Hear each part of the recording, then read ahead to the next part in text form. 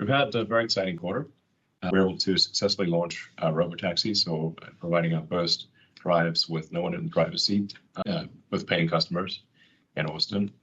We've already expanded our service area in Austin, and it's going to get even bigger and longer. We were expecting to greatly increase the Austin service area to well in excess of what competitors are doing, and that's hopefully in a week or so, a couple weeks. And then we're getting the regulatory permission to launch in the Bay Area, Nevada, Arizona, and Florida, and a number of other places. So as we get the approvals and we prove out safety, then we'll be launching. So we're evolving the Optimus design and really getting Optimus to the point where it is a phenomenal design. So we're in Optimus version 2 right now, sort of 2.5. Optimus 3 is an exquisite design, in my opinion, and it'll be an incredible, as I've said many times before, it predicted it will be the biggest product ever. I do think if Tesla continues to execute well with vehicle autonomy and humanoid robot autonomy, it will be the most valuable company in the world. It's a lot of execution between here and there. It doesn't just happen. I think Tesla has a shot at being the most valuable company in the world. Obviously, I'm extremely optimistic about the future of the company. Best way to predict the future is to make it happen, and we're making it happen here with the Tesla team.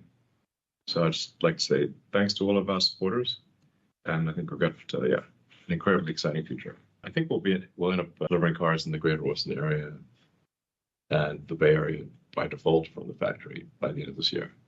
Like a car will deliver itself to where you are, unless you say you don't want that. It'll be super cool. I think finally the right design. There'll be further optimizations, but there are no fundamental changes that are needed for the Optimus 3 design. It has all the degrees of freedom that you really want or need. So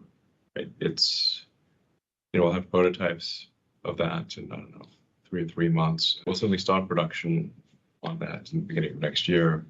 The production ramp is difficult. It's always difficult to predict the S-curve of a production ramp when something has got when everything is new, because the rate of production will move as fast as the least lucky and least confident element of the entire supply chain, as well as internal processes. So the more new stuff that is in a product, the slower the ramp could be because of unexpected supply chain interruptions or mistakes made internally. It's much easier to predict the end of the S-curve or late in the S-curve than the beginning of the S-curve. And the beginning of the S-curve of the production ramp is in any case not really material for revenue purposes. The beginning of the S-curve, you always negative gross margin, and you're debugging a lot of issues. So that's why I feel like fairly confident in predicting things, or at least medium confident in predicting where we are in 5 years. We expect to have Dojo 2 operating at scale sometime next year, with scale being somewhere around 100K H100 equivalents. And then AI 5, which is really a spectacular chip. I don't use those words lightly. It's spectacular chip. The AI 5 chip will hopefully be in volume production around the end of next year. That has a lot of potential.